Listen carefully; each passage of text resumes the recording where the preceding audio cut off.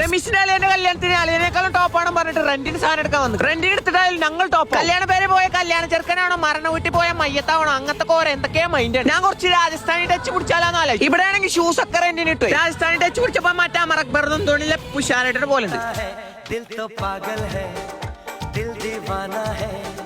ഈ കൊലത്തിലാണ് പോയ കാറ്ററിംഗിന് വന്നാന്ന് ആരും വിചാരിക്കും. കോട്ടിട്ടപ്പോ ആള് തമ്മായി ഇപ്പൊ കറക്റ്റ് പൊട്ടനായിൽ മുട്ടാനിട്ടിയ പോലെ. ഞാൻ പിന്നെ എന്നിട്ടാലും ടോപ്പായിട്ട് ഇനി കുറച്ച് സ്റ്റാൻഡേർഡ് പിടിക്കാന്ന് വിചാരിച്ചു. സെൽഫി എടുത്ത് സ്റ്റോറി ഒക്കെ ഉണ്ട്. ഗെറ്റിംഗ് റെഡി ഫോർ അല്ലേന്റെ കല്യാണം. ഈ വാവർ മണ്ടനാണെങ്കിൽ ആൾ സ്റ്റാൻഡേർഡ്. വയറുള്ളിക്ക് തള്ളി പിടിച്ചിട്ട് ശ്വാസം മുട്ടിട്ട് ഇതേട്ട് ഓൻ ആസ്പത്രി കൊണ്ടാവും. പെന്തൽമണ്ണല്ലേ ഗ്രൂംസിക്കാണ് നമ്മൾ വന്നിട്ട്. അത് കഴിഞ്ഞ് കണ്ട് അവിടെ ഇറങ്ങിയപ്പോ അവിടെ തന്നെ ബ്രൈഡലിന്റെ റെന്റിന്റെ ഷോപ്പ് ഉണ്ട്. ഓന്റെ പെണ്ണുങ്ങൾക്ക് റെന്റിന് തന്നെ എടുക്കാന്നാണ് വിചാരിച്ചു. പെന്തൽമണ്ണല്ലേ സെറോച്ചിക്കാണ് നമ്മൾ വന്നിട്ട്. ഓന്റെ പെണ്ണുങ്ങളെ കാണാൻ ഏകദേശം ഇപ്പോൾ പോലെ ഉണ്ട് പറഞ്ഞിട്ട് ഇവിടെ തന്നെ മോഡലാക്കി എടുത്തു. ഇനി ഇതോന്റെ പെണ്ണുങ്ങളാറിട്ട് പേരെ കൊണ്ടായിരുന്നത്. കേരളാസ് നമ്പർ 1 ലാർജസ്റ്റ് ബ്രൈഡൽ ഷോറൂമാണ് നമ്മളെ സെറോച്ചി. ഇവർക്ക് കൊച്ചിയിലുണ്ട്, പെരുന്തമണ്ണയുണ്ട്, കോട്ടക്കലുണ്ട്, എടപ്പാളുണ്ട്. ഈ പെണ്ണല്ല ഷോറൂം. നല്ല നല്ല ദമ്മ് സാധനങ്ങൾ ഉണ്ടാവും. ഇതൊക്കെ ഓന്റെ പെണ്ണുങ്ങൾ സെറീനാണ് ഇട്ട് പോയാൽ കല്യാണ പെണ്ണ ഏതാ സെറിയതാന്ന് ആൾക്കാരോട് ചോദിക്കും. ഇവിടെ കല്യാണ പെണ്ണിന് മറ്റേ വെടിക്കെട്ട് സാധനങ്ങൾ ഇട്ടിട്ട് ഇവൾക്ക് ഒറ്റ കണ്ണിന്റെ പിരികൊക്കെ പൊക്കാൻ വെക്കും. ഈ ഡ്രസ്സൊക്കെ കണ്ടാൽ തന്നെ ഇട്ട് കൊടുക്കാൻ തോന്നും. ഒന്നും പറയാല്ല ലാക്കിട്ട് കളി. ഇവിടുത്തെ കണ്ടമാന കായ് കൊടുത്തിട്ട് സാധനങ്ങൾ വാങ്ങി. ഇവിടുത്തെ ചെറിയ പൈസക്ക് റെന്റിന് കിട്ടൂല. 1500 മുതൽ 20,000 വരെ സാധനങ്ങളുണ്ട്. ഒക്കെ പ്രീമിയം സാധനങ്ങൾ. ഇവിടുത്തെ സ്റ്റാഫ്സ് ഒക്കെ ക്വാളിഫൈഡ് ഫാഷൻ ഡിസൈനേഴ്സ്. 4 മുതൽ 5 ദിവസം വരെ റെന്റൽ ഡ്യൂറേഷൻ. ഡ്രസ് മാത്രമല്ല കേട്ടോ, വളമാല കമ്മല എല്ലാ സാമഗ്രികളും ഉണ്ട്. ഇതിന്റെ ഇടയിൽ ഇപ്പം കുട്ടികളെ കുളിച്ചിട്ട് കാര്യം കൊടുക്കാൻ മറന്നിട്ട് ഇതൊക്കെ കൂടി കണ്ടിട്ട് ഇക്ക് റൊമാന്റിക് ആയിട്ട് ഞാനൊരു പാട്ടാണ് പാടി.